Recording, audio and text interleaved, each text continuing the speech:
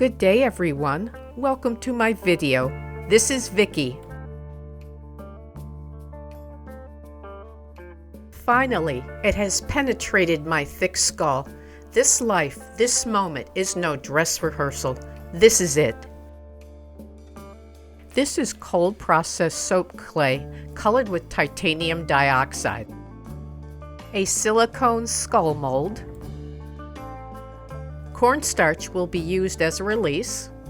I like to apply the cornstarch to the mold with a brush.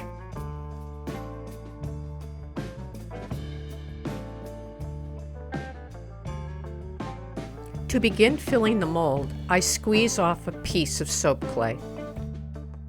The clay is rolled between the heels of my hands. This will give me a teardrop shape.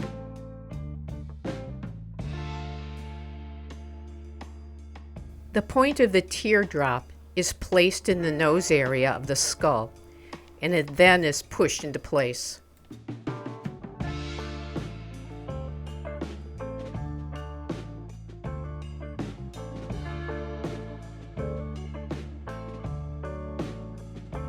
I do the same thing to fill the other two skulls.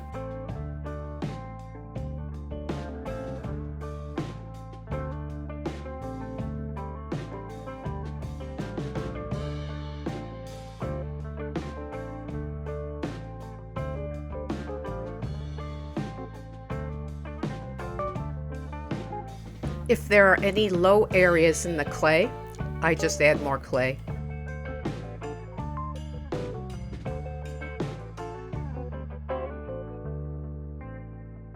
This is deli paper to prevent sticking.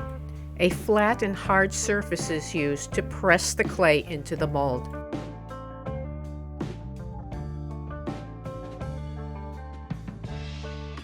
The cheese layer will level off the clay in the mold.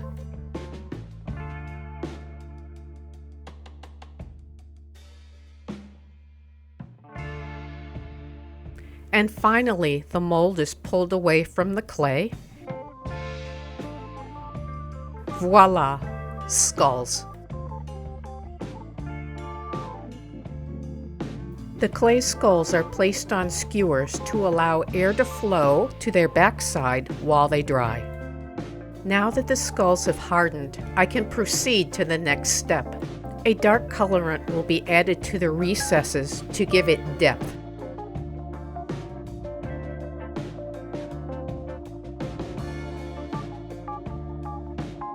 Colorant is placed in the mixing tray. Alcohol is added to the colorant.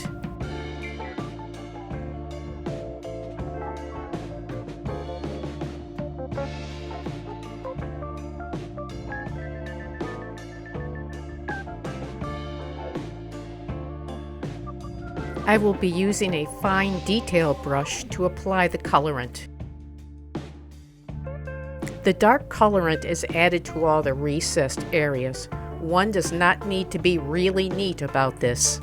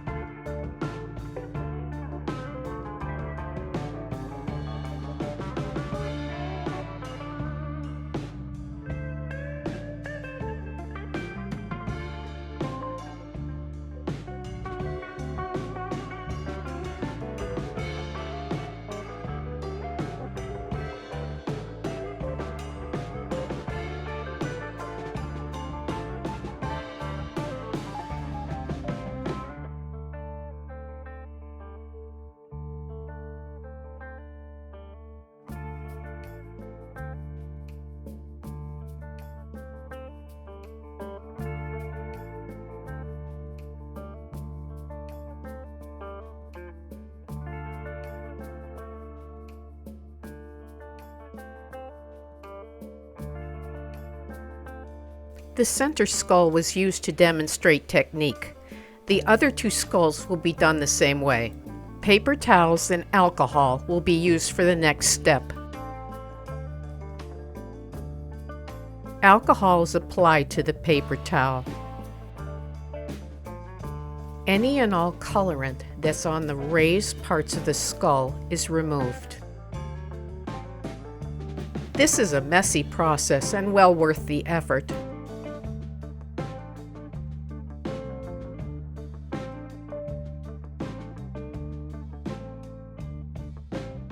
The colorant comes off easily.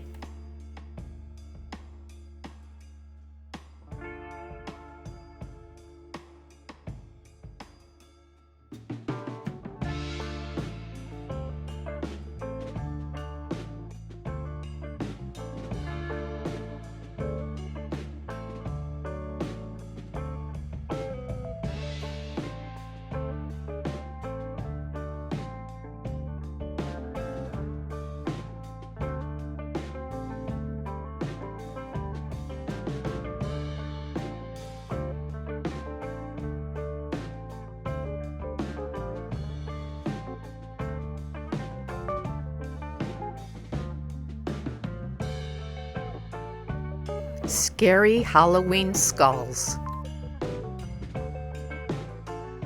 Activated charcoal was used to color this ball of soap clay. The soap clay was rolled into a sheet 10 millimeters thick. This is alcohol. Alcohol acts as a release.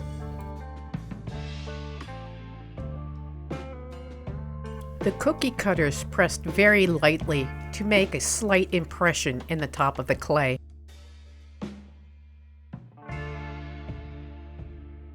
This is a very cool texture roller. A background texture of skulls is oh so appropriate for this design.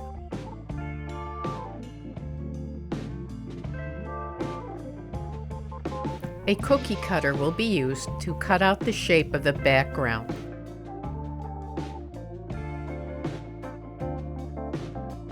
The cookie cutter is placed and then pushed into the background. The excess clay is removed. I will save it to use as another background. Right now it has alcohol on it. Remember, alcohol is a release. It needs to evaporate before I can use it. This is a very thin piece of sheet clay that will be used as a backing for the skulls. Scoring the skulls helps them to adhere to the sheet clay backing.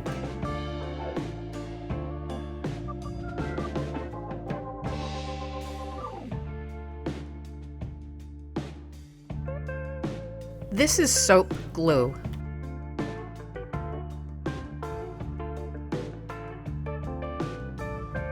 A thin layer of soap glue is applied to the back of the skulls.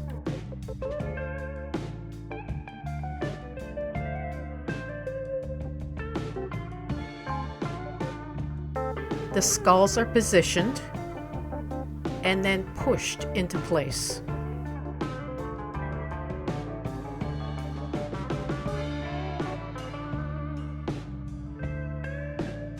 A needle tool will cut the skulls from the thin piece of sheet clay.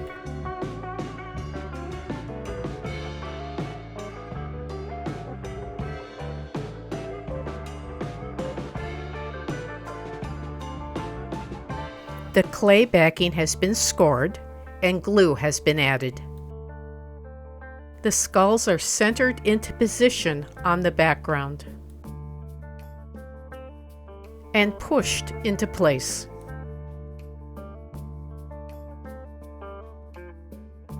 The soap will be removed from the cookie cutter by pushing on the skulls. A bit of soap clay has squeezed out from under the skulls. I'm using a silicone shaper to push it back into place.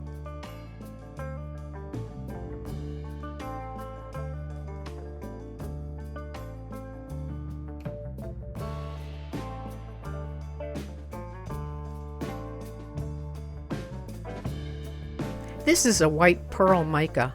I'll be using a cosmetic sponge to apply it to the background.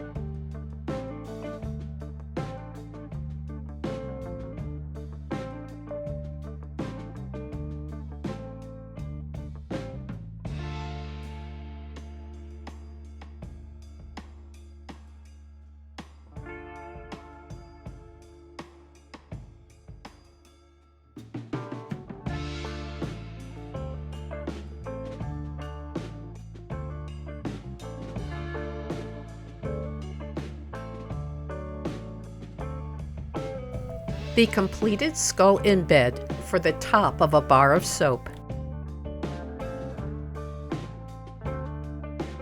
The base of this soap will be created by a column pour. The columns were found on Amazon. The colorants used for this soap were activated charcoal and titanium dioxide. The soap has been scented with black tea, a fragrance oil.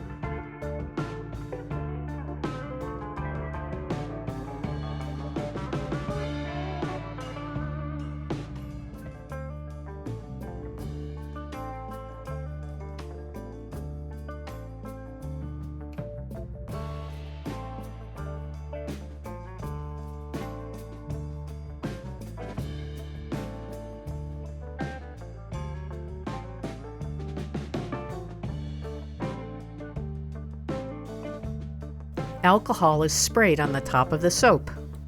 The soap is allowed to firm up a bit before placing the embeds on the surface.